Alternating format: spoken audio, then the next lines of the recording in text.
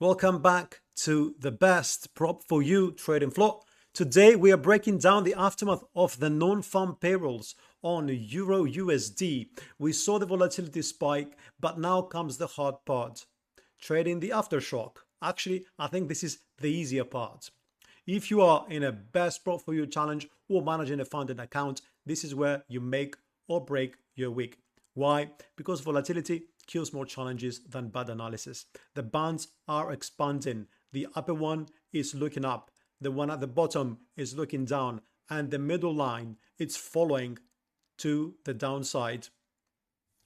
The market is whipping. And if you don't tighten your risk right now, you can ruin a perfectly good challenge in minutes. So let's switch to the charts.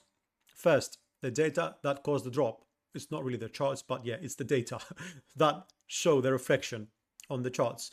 The NFP print was a surprise. 100,000 jobs added versus 70,000 consensus. Even more critical, the unemployment rate dropped to 4.3. This is big. It means the US labor market is still hot. Following yesterday's also disappointing retail data, this job report shocked the market back into buying the dollar. The impact on rate expectation was immediate.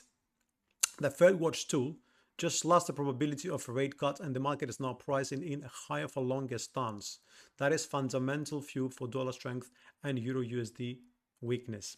Now I want you to see at the 1 hour chart. We are currently seeing a bottom at 118.33 and a recoil, a bounce per se. But is it a reversal or a dead cat bounce, which would essentially include a bull trap? To find out, we'll use a Fibonacci retracement tool on this latest drop.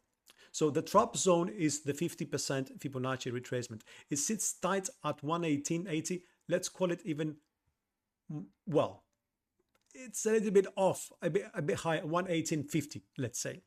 Coincident with previous structural lows over the swing support at 118.86. The theory, in a dead cat bounce, price rallies max to the 50% level, okay, traps the bulls and then rolls over for a continuation lower. So we would be expecting, actually we already saw the 50% here, but we'll be expecting to see a potential continuation of that, a sort of price action in the short term, yeah, and then break lower down. And we'll be looking to mirror the initial leg from top to bottom based on the retracement.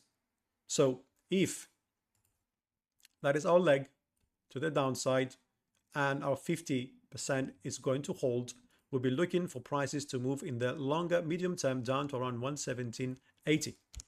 Okay. If price rejects here at 118.80, a double top, a triple top, who knows, and fails to reclaim, importantly, the Middle Bollinger Band, which is the line in the sand for that trend to the downside, we are looking at a classic short the rally setup. Okay, so as best prop for you traders, we don't guess, we want to react to levels.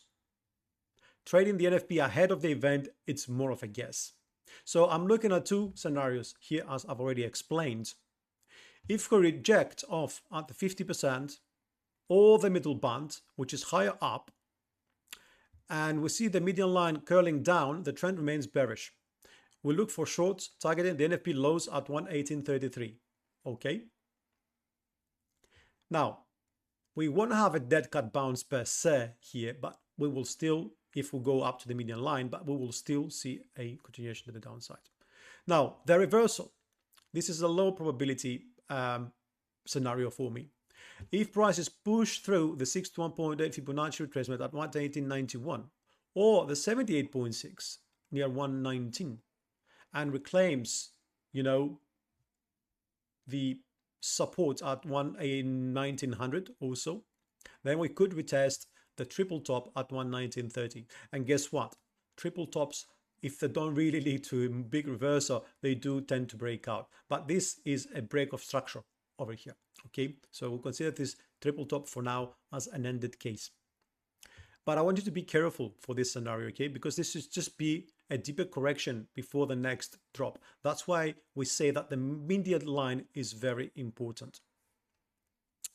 So here's the prop trader discipline part, right? We have also the US CPI coming up this Friday. Yeah. And for me, it means that this zone over here, okay, might not break between the 23 and 50%, and perhaps even the 61 might not actually break. My prices might not escape that range until we see the CPI either confirming or invalidating the NFP data. So if the CPI comes in hot, the Euro USD is likely to melt down further. So a reinforcing CPI supporting the NFP would see this turn out into another leg to the downside. So I would use the internal high of the 1 hour NFP candle as the invalidation point for shorts. This, friends, it's at 119. This is the NFP candle, if you may. Now, for invalidation points, for entries, I will be looking at the low to short, at the low of the internal structure of the 1 hour candle. The low for now is at 118.52. Okay, but in this volatility, let's not forget, you either cut your lot size in half or you have a very tight stop, and a very tight stop might not be such a good idea. And sure, a single wick doesn't hit your daily drawdown limit. Okay, we don't want that, especially during this volatile time.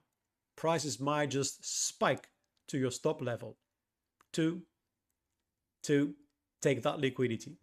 So don't chase the breakout. Wait for the 1 hour candle to close to confirm the median line rejection. At best prop for you, we want you to pass.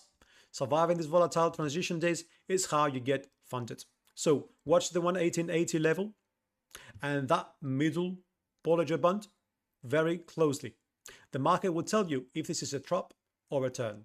Stay disciplined, keep your stops tight, and let the structure guide your trade. This is best prop for you. Trade smart, and we will see you in the next breakdown.